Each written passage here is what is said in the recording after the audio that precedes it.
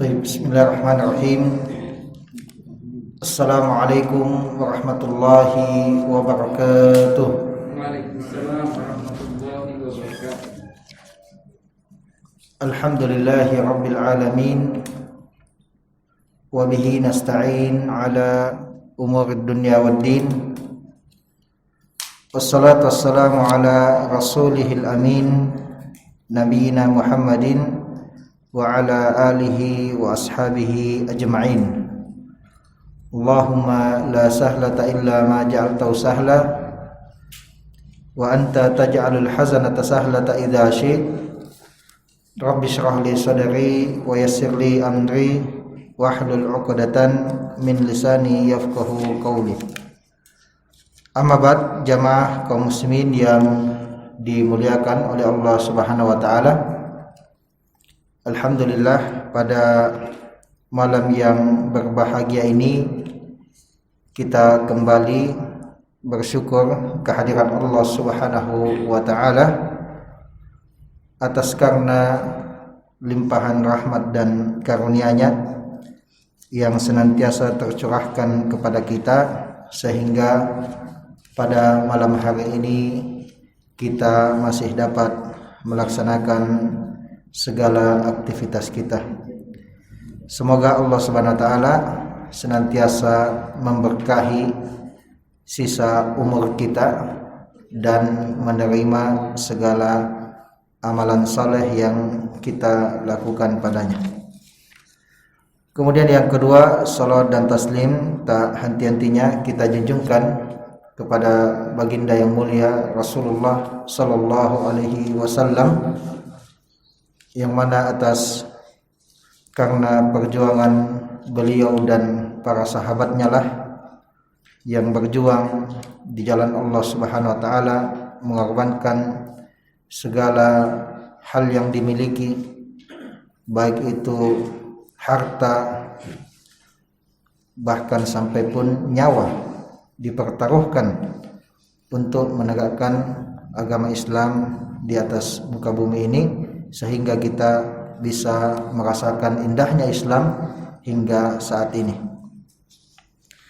Dan jamaah yang dimuliakan oleh Allah SWT, kembali lagi kita seperti biasanya kajian pekanan kita di hari Rabu malam dalam pembahasan kajian kitab Arba'in Nawawi, yang mana pada pekan yang lalu kita telah membahas hadis tentang qadar, atau hadis yang keempat dari kitab Arba'in Nawawi, dan kita telah mengambil beberapa faidah di dalamnya. Di antaranya yang kita sebutkan pada pekan lalu adalah tingkatan memahami takdir, yang mana ada 4 tingkatan dalam kita memahami takdir Allah Subhanahu wa taala. Tingkatan yang pertama adalah bahwa kita meyakini bahwa Allah Subhanahu wa taala telah mengetahui dengan ilmunya yang azali sebelum penciptaan semua makhluk semua hal yang akan terjadi di masa depan. Jadi apa yang akan terjadi di masa depan, di zaman azali ketika tidak ada selain Allah Subhanahu wa taala, tidak ada makhluk, yang ada hanyalah Allah Subhanahu wa taala. Allah Subhanahu wa taala telah mengetahui apa yang akan terjadi hingga akhir zaman. Maka ini tingkatan yang pertama. Ada kelompok sesat yang keluar dalam masalah ini, dan inilah kelompok sesat yang termasuk paling pertama keluar dari firqah najiyah atau ahlus sunnah wal jamaah, yaitu kelompok qadariyah yang meyakini bahwa Allah Subhanahu wa taala itu tidak mengetahui sesuatu kecuali setelah ia terjadi, sebagaimana yang telah kita isyaratkan pada pekan yang lalu. Ya, namanya ini adalah Ma'bad Al-Juhani, Ya, ini adalah tokoh Qadariyah yang paling pertama mengatakan bahwa annal amra unuf, bahwa perkara itu baru, ya, tidak diketahui oleh Allah SWT kecuali setelah terjadinya. Ya, ini adalah Ma'bad Juhani yang muncul di kota Basrah. Ya, kota Basrah itu ya berada di sekitar Iran, Irak, ya, di situ. Ya, maka inilah tokoh yang paling pertama muncul yang berbicara masalah qadar. Ya, maka ketika itu ada ya ulama Ahlus Sunnah wal Jamaah, ya, yaitu Yahya bin Ya'mur dan Humaid bin Abdurrahman. Dua ulama ini ketika muncul fitnah qadar ini di kota Basrah, segera langsung bertindak cepat. Dengan apa? Keduanya langsung berangkat haji atau umrah ke Baitullah, ingin mencari apakah sekiranya masih ada sahabat Nabi SAW yang masih hidup, sehingga bisa menjelaskan dan menjadi hakim apakah ini benar pendapatnya dalam Islam. Ya, dan beginilah jamaah sekalian, ketika ada fitnah atau syubhat, kembalikan kepada ulama. Ya, apalagi kita ini di zaman perang pemikiran, ya. Ini baru-baru lagi tentang musik. Para hufaz yang tidak mau mendengarkan musik ketika divaksin, ya, ini menjadi bulian, ya, bagi orang-orang yang tidak senang. Ya, maka ini jamaah sekalian, ya, kembali lagi mencuat hukum musik dan ya seterusnya. Ya, maka ini jamaah sekalian, intinya ketika ada fitnah, perang pemikiran dan seterusnya, maka kembalikan kepada ulama. Ya, Yahya bin Ya'mur dan Humaid bin Abdurrahman segera berangkat untuk haji atau umrah, dan mereka mengatakan semoga masih ada sahabat Nabi SAW yang masih hidup. Dan alhamdulillah muwaffaq ketemu dengan sahabat Abdullah bin Umar radhiyallahu taala anhuma. Anaknya siapa ini? Anaknya Umar bin Khattab radhiyallahu taala anhu. Ya, Abdullah bin Umar termasuk salah satu sahabat yang paling banyak meriwayatkan hadis. Ya, dan termasuk sahabat yang paling terakhir meninggal dunia. Ya, karena beliau ketika Nabi SAW masih hidup, beliau masih kecil. Ya, makanya ya, beliau setelah Nabi SAW wafat, ya, umurnya masih panjang. Nah, ya, singkat kata Abdullah bin Umar ya mengatakan bahwa itu adalah pemikiran yang sesat. Ya, dan beliau mengatakan bahwa katakan kepadanya bahwa Abdullah bin Umar berlepas diri darinya. Ya, dan pemikiran-pemikiran yang seperti ini. Dan bahwasanya beriman kepada qadar itu ya adalah ya sebuah rukun iman, dan bahwa Allah SWT ya tentunya mengetahui segala sesuatu. Ya, mengetahui segala sesuatu sejak zaman azali. Kemudian tingkatan yang kedua, Allah telah menuliskan ilmunya tersebut di Lauhil Mahfuz 50.000 tahun sebelum penciptaan langit dan bumi.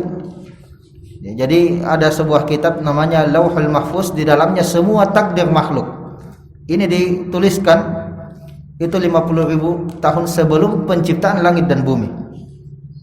Ya, apa yang Allah ketahui dari ilmunya kemudian dituliskan di Lauhil Mahfuz. Ya, jadi tidak ada satupun yang keluar dari Lauhil Mahfuz ini. Kemudian tingkatan yang ketiga, semua yang telah ditakdirkan oleh Allah tidaklah terjadi kecuali dengan izin dan kehendaknya. Ini namanya masyiah. Ya, bahwa segala sesuatu yang terjadi di alam semesta ini adalah ya atas kehendak Allah Subhanahu wa taala. Jadi sudah dituliskan dan semuanya atas kehendak Allah Subhanahu wa taala. Baik itu adalah sesuatu yang baik atau bahkan yang buruk. Sebagaimana yang telah kita jelaskan.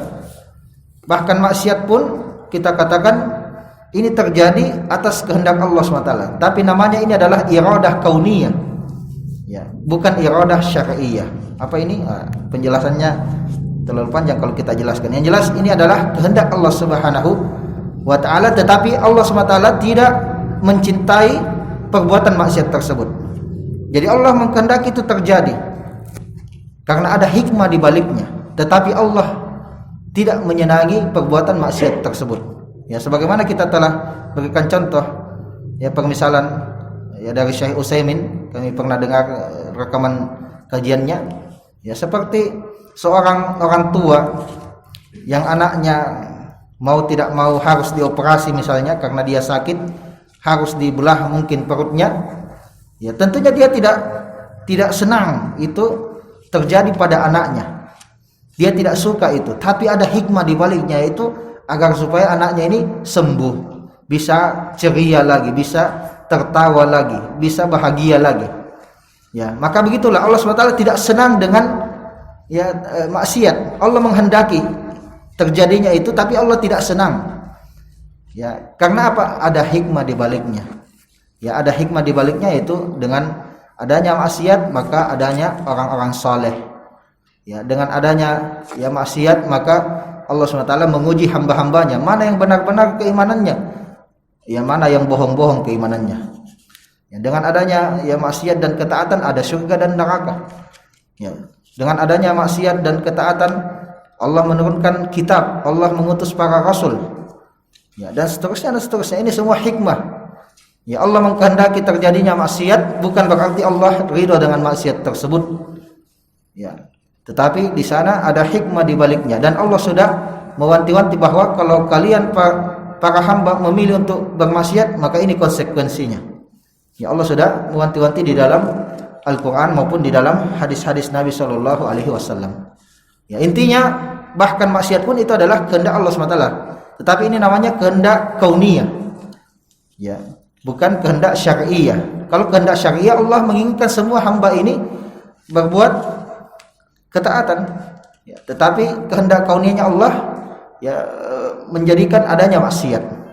Ya, maka ini ya pembahasannya ya sangat panjang. Intinya semua ini adalah atas kehendak Allah Subhanahu wa taala secara kauni. Tetapi apakah manusia itu terpaksa melakukan maksiat?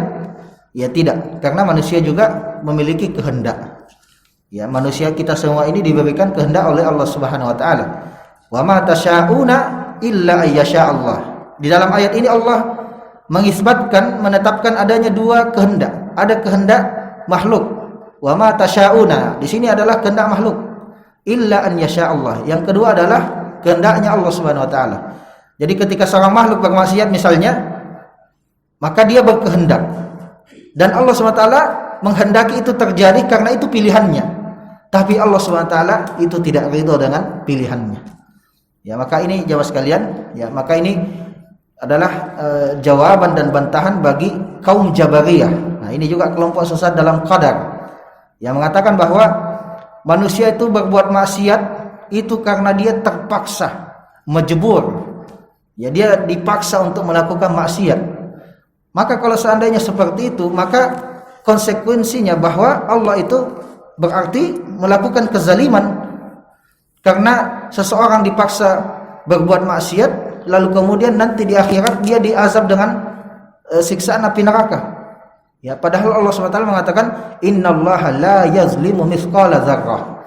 Sesungguhnya Allah SWT itu tidak menzalimi meskipun dengan sebiji sawit. Ya, maka tidak benar ya kalau ada orang yang berbuat maksiat lalu kemudian dia mengatakan saya ini majbur, saya ini ya terpaksa, ini sudah ya dicatatkan oleh Allah SWT bahwa saya melakukan maksiat dan saya dipaksa. Tidak, kamu itu punya kehendak. Ya, kamu itu punya kehendak. Ya, dan juga dari mana kamu tahu kalau itu sudah dituliskan bagimu? Ya, kamu kan tidak tahu hal gaib. Ya, maka kita katakan tidak. Ya, tidak ada namanya orang itu dipaksa untuk melakukan maksiat. Kalau ada orang dipaksa bermaksiat, maka tidak ada dosa di dalamnya. Itu namanya mukrah. Ya, ikrah namanya dipaksa. Illa man ukriha wa qalbuhu mutmainnun bil iman. Ada ayat di dalam Al-Qur'an ya tentang ikrah ini, dipaksa, yang sebab nuzulnya ini adalah di zaman sahabat. Ya, di zaman Nabi SAW ada seorang sahabat yang tidak tahan dengan siksaan. Ya, dia dipaksa untuk mengucapkan kalimat kufur. Ya, kalau tidak maka dia terus disiksa. Maka Allah menurunkan ayat ini, illa man ukriha wa qalbuhu mutmainnun bil iman. Kalau terpaksa sekali, maka tidak apa-apa mengucapkan kalimat kufur, tetapi hatinya tetap tenang dengan keimanan, dan itu tidak mengeluarkan dia dari Islam. Ya, jadi kalau dia mukrah, ya, dipaksa, maka tidak ada dosa di dalamnya. Ya, maka ya ini ya tidak ada ya istilah bahwa seseorang itu majbur ala fi'lil ma'asi. Dia dipaksa untuk berbuat maksiat oleh Allah SWT. Ya, mana mungkin Allah ya memaksa seseorang ya untuk berbuat maksiat lalu kemudian mengazabnya. Ya, makanya di hari kiamat kelak itu tidak ada hamba yang mengeluh bahwa dia dizalimi oleh Allah SWT. Coba cari ayat di dalam Al-Quran, ada tidak? Ya, perkataan seorang hamba yang disiksa di neraka misalnya, kemudian dia mengeluh ya bahwa dia dizalimi oleh Allah SWT. Tidak ada. Ya, yang ada kita dapati banyak ayat innallaha la yazlimu mithqala dzarrah. Sesungguhnya Allah Subhanahu wa taala tidak menzalimi sedikit pun. Ya, seperti itu. Jadi ini jamaah sekalian ya, harus dipahami ya bahwa semua terjadi atas kehendak Allah, bahkan bila itu adalah perbuatan maksiat, tapi hamba itu juga punya kehendak. Ya, dialah yang memilih dan semua ada konsekuensinya. Dan yang terakhir adalah semua yang telah ditakdirkan terjadi merupakan ciptaan Allah SWT. Bahkan perbuatan maksiat pun adalah ciptaan Allah SWT. Ya, tetapi sekali lagi Allah tidak pernah ridha dengan yang namanya kemaksiatan. Ya, jadi ini jemaah sekalian ya penting sekali untuk kita pahami. Ya, karena banyak orang-orang yang berbuat maksiat dan berhujjah dengan qadar. Ya, dia mengatakan ya misalnya ini marah ini, misalnya LGBT. Ya, LGBT ya kaum LGBT ya dia mengatakan kenapa kalian mencela ya kepada ya mereka yang tercipta seperti ini ya memiliki kecenderungan kepada sesama jenis. Ini sudah takdirnya, sudah jalannya. Ya. Ini kan seperti ini kan? Ya kita katakan ya tidak, kamu tidak ya dipaksa untuk menjadi LGBT. Siapa yang memaksa kamu? Allah tidak pernah memaksa kamu menjadi LGBT. Yang ada bahwa kamu itu tidak bisa menahan hawa nafsumu. Ya. Kamu itu bisa meninggalkan dosa dan maksiat ini. Ya, sebagaimana manusia yang lain juga bisa meninggalkan maksiat ini. Ya, maka tidak boleh dikatakan ya bahwa ini adalah ya dari sananya Allah berkehendak dia ya untuk seperti ini, dia sudah dari sananya tidak bisa diubah lagi. Siapa bilang? Ya, kamu bisa ya untuk berubah. Ya, maka ini jamaah sekalian ya harus kita pahami jamaah sekalian. Tidak boleh orang berbuat maksiat lalu kemudian mengatakan dia majbur. Ya, terpaksa. Ya, maka ini jamaah sekalian yang harus kita pahami secara bersamaan. Baik, kita telah berhenti ya pada hadis yang ke-9. Kami rasa tidak ya perlu untuk kita mengulangi hadisnya ya, karena sudah 2 pertemuan kita membahas hadis ini. Kita ingin menyelesaikan. Nah, silakan untuk dilanjutkan faedah hadis yang ke-10 ya. Nah, silakan. Bismillahirrahmanirrahim. Perkataan Nabi Shallallahu Alaihi Wasallam yang berkaitan dengan seseorang yang beramal dengan amalan ahli surga, namun ternyata ia masuk ke dalam neraka. Begitupun sebaliknya. Dalam hal ini para ulama memiliki 2 tafsiran. Yang pertama, bahwa orang yang berbuat amalan ahli surga tersebut berbuat kebaikan karena ria, ingin dilihat, dan tidak ikhlas karena Allah, sehingga amalannya menjadi sia-sia. Dan yang satunya, orang yang berbuat amalan ahli neraka, berbuat maksiat, namun kemudian ia bertaubat dan ikhlas kepada Allah, sehingga Allah mengampuni dosa-dosanya. Yang kedua, bahwa orang yang berbuat amalan ahli surga tersebut merasa gurur, sombong, tertipu dengan amalannya, sehingga ia terjerumus ke dalam dosa besar di akhir hayatnya. Sebaliknya, orang yang berbuat perbuatan ahli neraka tersebut menyesal dan bertaubat kepada Allah di akhir hayatnya, lalu berbuat perbuatan kebaikan sehingga Allah mengampuninya dan memasukkannya ke dalam surganya.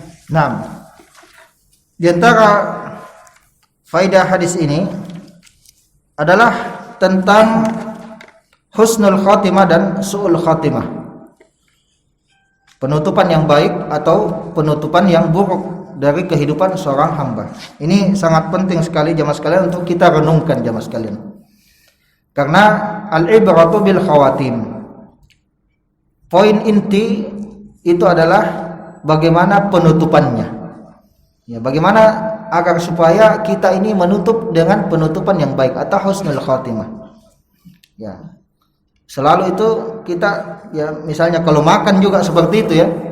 Kalau kita ada lauk yang enak ya, maka biasa itu kita sisakan paling akhir untuk kita makan. Ya, tidak mungkin itu misalnya lauknya habis ya kemudian nasinya terakhir, tidak ada lauknya. Ya, tidak ya. Pasti kita kan ya paling terakhir yang enak-enak. Ya di awal-awal ya biarlah sepotong-sepotong saja dagingnya misalnya. Nah, yang penting ketika sendok yang terakhir kita makan, wah itu ada dagingnya, ada ayamnya. Ya.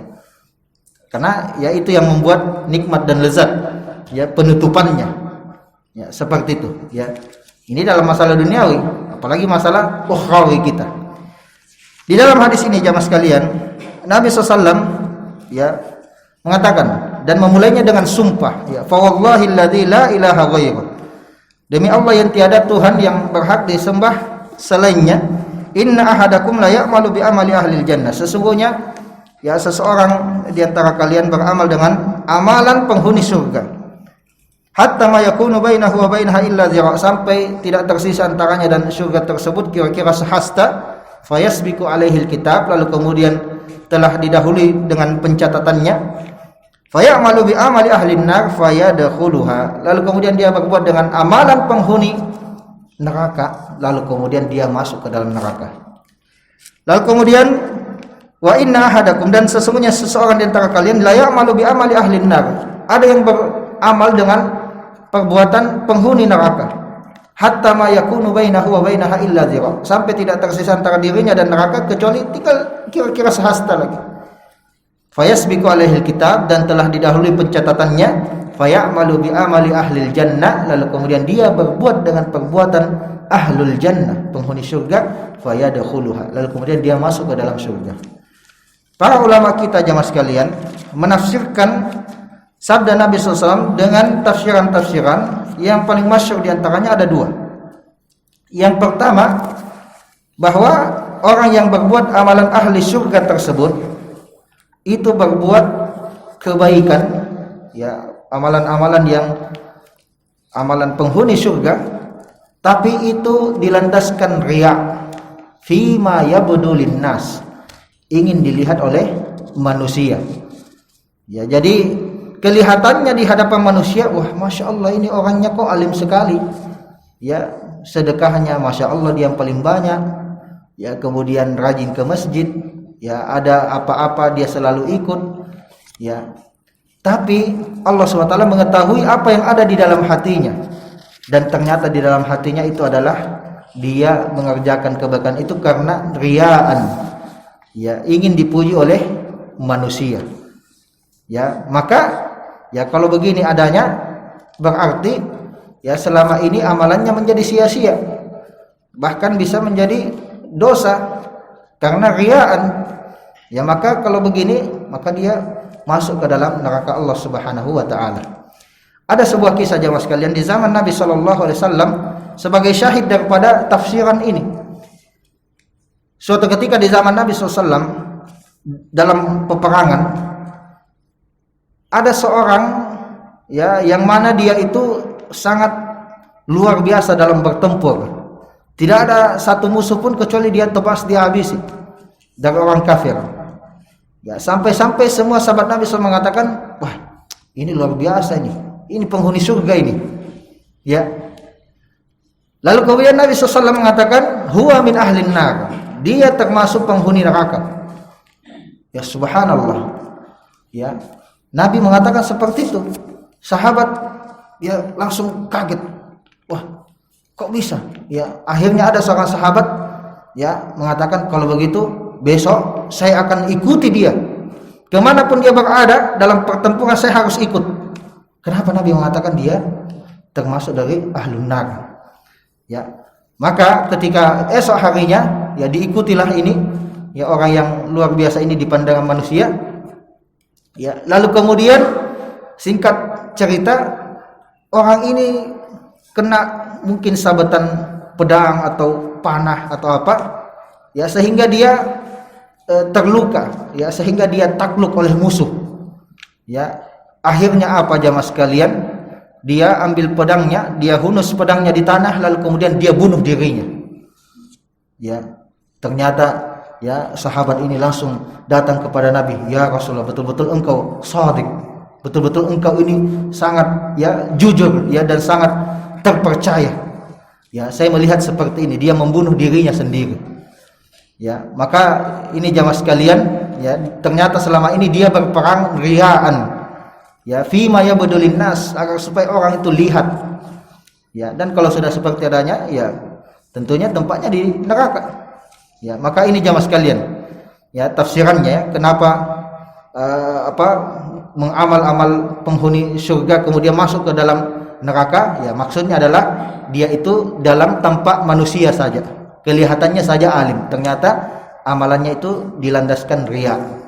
Ya, tapi kalau ada seorang hamba beramal dengan amalan-amalan ya yang baik, yang mana ini merupakan jalan menuju surga, dan dia ikhlas karena Allah SWT, maka Allah tidak pernah menzalimi hambanya. Ya, tidak mungkin jamaah sekalian kalau kita beramal ikhlas insyaallah lalu kemudian ya dimasukkan ke dalam neraka Allah SWT. Tidak mungkin, Allah itu maha adil. Ya, seperti itu.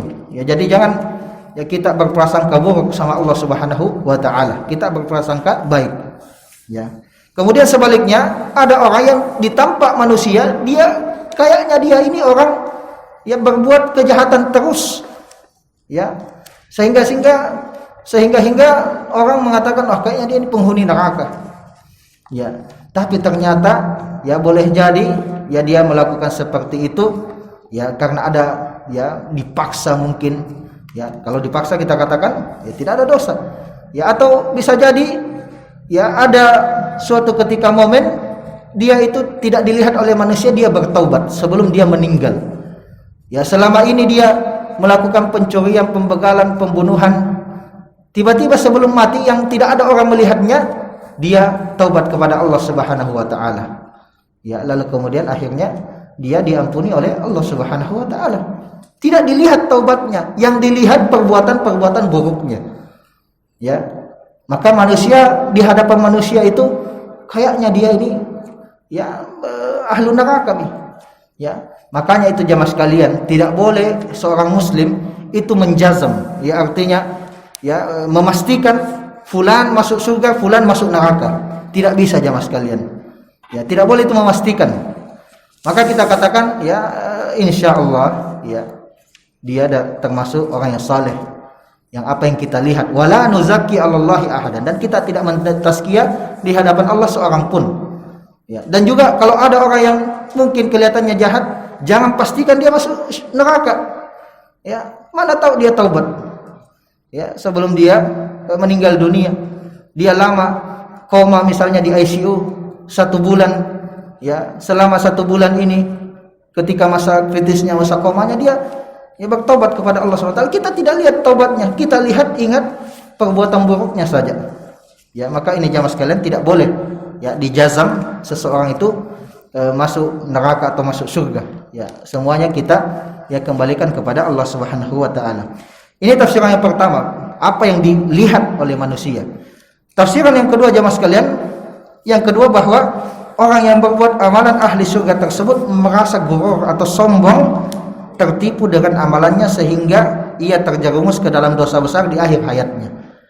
Ya, artinya memang selama ini dia masya Allah berbuat kebaikan, ikhlas dia lakukan, ya, tapi tiba-tiba muncul godaan syaitan untuk dia merasa gurur. Ya, dia ditipu oleh syaitan. Wahai fulan, masya Allah kamu ini sudah luar biasa selama hidupmu ini, cobalah sekali-kali bermaksiat. Ya, ini pahalamu ini sudah banyak sekali. Coba kau bandingkan itu dengan tetanggamu tidak pernah sholat. Kamu ini sholat terus. Ya, akhirnya wah dia merasa, wah iya di wah. Dia merasa gurur, ya, dia merasa sombong. Ya, wah iya selama ini kan saya di saf awal. Ya, saya berada di belakangnya imam lagi. Ya. Dia merasa sombong, kemudian dia memandang manusia dengan pandangan yang hina. Wah ini tidak pernah sembahyang. Ya, akhirnya muncullah itu sifat sombong. Ya, akhirnya ya dia tergelincir. Akhirnya di akhir hayatnya justru dia berbuat dosa besar, ya, sehingga dia masuk ke dalam neraka. Ya, maka ini jamaah sekalian, ya, kalau selama ini alhamdulillah kita telah berbuat kebaikan, maka jangan berhenti sampai nyawa dicabut. Ya, kalau berhenti bahaya. Ya, bahaya di akhir hayat ini, bahaya dibelokkan oleh syaitan. Ya, maka jangan ya berhenti beribadah. Makanya di dalam Al-Qur'an dikatakan wa'bud rabbaka hatta ya'tiyakal yakin. Sembahlah Tuhanmu sampai datang yang namanya yakin. Yakin itu adalah kematian. Ya, jadi jangan ya di menjelang finish justru melambat. Ya, jangan. Ya, tidak boleh ada orang yang gugur dengan amalannya. Ya, sudah tidak pernah ya sholat sunnah, ya sedekah tidak pernah, puasa juga tidak pernah, puasa sunnah, ya tapi sombongnya luar biasa sekali. Ya, maka ini jangan jamaah sekalian, tawadhu di hadapan Allah Subhanahu wa taala. Ya, seorang muslim itu selalu takut ya akan amalannya, kira-kira diterima atau tidak ini. Ya, banyak sih banyak, tapi kira-kira diterima atau tidak. Nah, ini maka ya kata Umar bin Khattab, seorang muslim itu selalu ada rasa was-was, ketakutan. Ya, justru yang merasa aman itu adalah orang munafik. Orang munafik itu selalu merasa aman dengan amalannya. Ya, sebaliknya orang muslim itu selalu takut, was-was. Coba baca kisah-kisah para sahabat Nabi, ya, atau orang-orang saleh sebelum meninggal, mereka semua menangis, merenungi ya perbuatannya selama ini. Ya. Ada juga sebuah kisah, ya meskipun ya tidak tahu dhaif atau bagaimana, tapi ini dikisahkan dari Imam Ahmad bin Hanbal. Ketika menjelang sakratul maut, ya, beliau selalu mengucapkan lamma ba'd. Ya, belum. Ya, ketika ditanya, "Wahai Imam, apa yang kau katakan itu?" Belum. Ya. Beliau katakan ini ya di akhir, ya kira-kira di akhir hayat saya ini, ya tiba-tiba datang itu syaitan menggoda. Ya, lalu kemudian syaitan ini mengatakan, "Futtani ya Ahmad. Wahai Ahmad, engkau telah mengalahkanku. Ya, agar supaya ada rasa sombong di akhir hayatnya. Ya, maka Imam Ahmad selalu mengatakan belum. Ya, sampai betul-betul kita ini keluar dari dunia, ya kita belum merasa aman dari godaan syaitan. Ya, maka Imam Ahmad mengatakan belum. Ya, maka ya tidak ada jamaah sekalian, ya. Syaitan itu justru semakin kuat menjelang kematian, ya, menjelang sakratul maut. Karena di situ kesempatan terakhirnya menggelincirkan ya seorang hamba. Ya, maka ini jamaah sekalian, ya, bahwa selama ini dia berbuat kebaikan memang amalan-amalan ahlul jannah, tapi dia merasa gurur dan tertipu dengan amalannya, ya. Sebaliknya jamaah sekalian, yang berbuat amalan penghuni neraka ini, ya, memang selama ini dia berbuat kejahatan, tapi di akhir hayatnya dia sekali lagi dia bertaubat kepada Allah Subhanahu wa taala. Ya. Ada sebuah kisah jamaah sekalian yang menjadi syahid ini, bahwa kita ini jangan putus asa daripada ampunan Allah Subhanahu wa taala sebesar apapun dosa kita. Ada sebuah kisah jamaah sekalian di dalam hadis Nabawi, seorang yang membunuh 99 orang. Banyak tidak itu jamaah sekalian? Sangat banyak sekali. Satu nyawa saja ya itu dosanya sangat besar sekali. Ya, apalagi ya 99 orang. Ya, maka orang yang pembunuh ini, dia datang kepada seseorang ya ahli ibadah. Ya, lalu kemudian dia tanya, "Wahai fulan, saya ini mau bertaubat. Saya sudah membunuh 99 orang. Kira-kira ada tidak taubat Allah kepada saya?" Ya, fulan ini karena dia itu dia ahli ibadah tapi dia jahil. Ya, ini bahaya sekali ya berfatwa dengan tanpa ilmu. Ya, akhirnya dia mengatakan, "Saya tidak melihat ada taubat bagimu. Ini sudah luar biasa kejahatanmu." Ya, akhirnya apa? Orang ini dia bunuh ini. Ya, jadi lengkap menjadi 100 ya orang yang dia bunuh. Ya, akhirnya ya dia merasa menyesal lagi, dia mau taubat, dia datang kepada ahli ilmu. Ya, kemudian ahli ilmu ini mengatakan, "Wahai fulan, kamu masih bisa taubat. Allah Maha menerima taubat hambanya. Ya, dan sekarang berubahlah, berhijrahlah, silakan berhijrah ke sebuah kota yang ada di sana. Di sana itu ada ya banyak orang-orang yang beriman. Ya, engkau kalau ke sana insya Allah engkau bisa berubah." Ya, maka akhirnya dia berjalanlah untuk ya bertaubat. ya berhijrah di jalan Allah Subhanahu wa taala dari dosa-dosanya yang lalu. Akhirnya apa jemaah sekalian? Di tengah jalan ajal datang menjemputnya. Ya, akhirnya apa jemaah sekalian? Malaikat rahmat dan malaikat azab itu berebutan untuk mengambilnya. Ya, lalu kemudian apa? Allah menjadi hakim. Allah mengatakan, lihat yang mana yang paling dekat jaraknya. Apakah ke kotanya yang lalu atau ke kotanya yang akan dia datangi? Kalau dia lebih dekat ke sebuah tempat itu, maka itu miliknya. Ya, ternyata ya dilihat ternyata dia lebih dekat kepada kota yang ia ingin hijrah bertaubat kepadanya. Akhirnya dia ya menjadi milik malaikat rahmat. Ya, maka ini jemaah sekalian ya, jangan kita putus asa dari rahmat Allah SWT. Sebesar apapun itu dosa kita di masa lalu, mau banyak tato kita ya. Kalau ada orang ya, pernah ada saya lihat di sini ya, anak muda banyak sekali tatonya, sholat, saya bilang mudah-mudahan dia istiqomah. Ya, mungkin masa lalunya itu kelam ya, tapi masa depan kita ini insya Allah semua masih bisa dirahmati oleh Allah Subhanahu wa ta'ala. Makanya jangan putus asa ya. Yang berbuat baik jangan sombong, jangan tertipu. Yang selama ini kelam kehidupannya jangan putus asa dari rahmat Allah Subhanahu wa ta'ala. Ya, selama kita ini masih hidup ya, maka insya Allah pintu taubat itu masih dibuka oleh Allah Subhanahu wa ta'ala. Nah, silakan lanjut. Selesaikan. Pentingnya keikhlasan dalam segala amalan dan pentingnya untuk tidak tertipu dengan amalan kebaikan yang telah dilakukan. Ya, sebagaimana yang telah kita jelaskan ya, harus ikhlas dan jangan sekali-kali kita tertipu ya dengan amalan kebaikan yang telah kita lakukan. Nah, silakan. Pentingnya untuk tidak berputus asa dari rahmat dan ampunan Allah sebesar apapun dosa yang telah dilakukan selama nyawa belum sampai di kerongkongan dan selama matahari belum terbit dari tempat terbenamnya, maka selama itu pula lah Allah masih menerima segala taubat hambanya. Allah Subhanahu wa ta'ala berfirman, "Qul ya ibadiyalladzina asrafu ala anfusihim la taqnatu mir rahmatillah innallaha yaghfirudz dzunuba jami'a innahu huwal ghafurur rahim." Katakanlah, wahai hamba-hambaku yang melampaui batas atas diri mereka sendiri, janganlah kalian berputus asa dari rahmat Allah.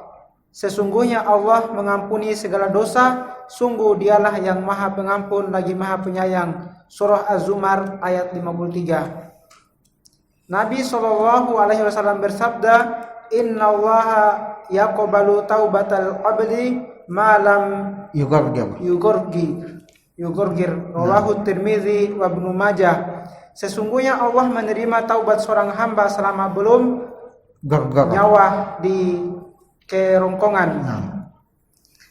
Juga Nabi SAW bersabda, La tanqatul hijratu hatta tanqati'ut taubatu wa la tanqati'u taubah hatta tatlu'a syamsu min maghribiha. Rawahul Ahmad wa Abu Daud. Tidak akan terputus hijrah sampai terputus taubat dan tidak akan terputus taubat sampai matahari terbit dari tempat tertenggelamnya. Rawahul Ahmad dan Abu Daud. Nah, ini jamaah sekalian ya, faedah selanjutnya bahwa jangan pernah putus asa daripada rahmat dan ampunan Allah Subhanahu wa taala sebesar apapun dosa yang telah kita lakukan. Dosa pembunuhan, dosa perzinahan, dosa pencurian. Ya, selama kita ini masih belum mendapatkan 2 waktu, maka insya Allah taubat kita masih diterima oleh Allah SWT. Tapi kalau 2 waktu ini salah satu atau keduanya itu telah menghampiri kita, maka tidak diterima lagi taubat. Yang pertama adalah ketika nyawa sudah di kerongkongan, yaitu ketika sakratul maut. Ya, ini sudah tidak diterima lagi taubat seorang hamba. Ya, Nabi SAW bersabda dalam hadisnya, Innallaha yaqbalu taubatal abdi ma lam yughargir. Sesungguhnya Allah masih senantiasa menerima taubat seorang hambanya selama belum gargarah. Gargarah itu artinya nyawa di kerongkongan. Ya, kenapa dikatakan nyawa di kerongkongan? Karena ruh itu dicabut oleh malaikat maut, ditarik ke atas melewati kerongkongan. Ya, kalau sudah itu sakratul maut tidak bermanfaat lagi taubat seorang hamba. Artinya apa jamaah sekalian? Selama belum gargarah masih diterima taubat seorang hamba. Tapi kalau sudah gargarah tidak diterima lagi. Ya, Fir'aun di akhir hayatnya dia bertaubat. Ya, ketika dia sudah hampir tenggelam, hatta idza adrakahul gharq. Kata Allah SWT, sampai ketika dia hampir tenggelam, sudah mau tenggelam, ya baru dia mengatakan, saya beriman kepada Tuhan yang diimani Bani Israel dan Musa. Ya. Allah mengatakan apa? Al-an wa qad asaita qabl wa kunta minal mufsidin. Baru sekarang Firaun kamu bertaubat, sedangkan selama ini kamu berbuat kerusakan di atas muka bumi. Fal yauma nunajjika bi badanika litakuna liman khalfaka ayat. Hari ini kami abadikan jasadmu agar supaya menjadi pelajaran bagi yang datang setelahmu. Ya, jadi tidak diterima lagi. Dan yang kedua, waktu tidak diterima taubat adalah ketika matahari itu terbit dari tempat terbenamnya. Ya, dan ini di akhir zaman nanti. Ya, ketika nanti matahari itu berputar, ya selama ini terbit di sebelah timur dan terbenam di sebelah barat, akan datang suatu masa jamaah sekalian, matahari akan berputar, dia akan terbit dari sebelah barat, dan disitulah tidak diterima lagi taubat seorang hamba. Alhamdulillah kita ini belum mendapat dua-duanya. Maka artinya apa? Masih bisa kita bertaubat kepada Allah Subhanahu wa taala. Selesaikan, dibaca cepat 4 poin. Wajibnya beriman kepada takdir, wajibnya beriman kepada malaikat, wajibnya beriman kepada kabar yang dibawa oleh Nabi sallallahu alaihi wasallam, wajibnya beriman kepada surga dan neraka. Ya, wajibnya beriman kepada surga dan neraka. Di sini Nabi SAW mengatakan wasyaqiyun aw sa'idun. Apakah nanti seorang hamba itu akan syaqiyun, celaka, maksudnya masuk neraka waliyazubillah, ataukah dia sa'idun, bahagia selamanya. Ya, semoga kita semua ini termasuk dari ahli surga, yang mana kita ya juga menutup insyaallah, mudah-mudahan dengan izin Allah kita menutup kehidupan kita dengan husnul khatimah. Amin amin ya rabbal alamin. Kita tutup dengan kafaratul majlis. Subhanakallahumma bihamdik asyhadu an la ilaha illa anta astaghfiruka wa atubu ilaik. Wassallallahu ala nabiyina Muhammad wa akhiru da'wana alhamdulillahi rabbil alamin. Wassalamualaikum warahmatullahi wabarakatuh.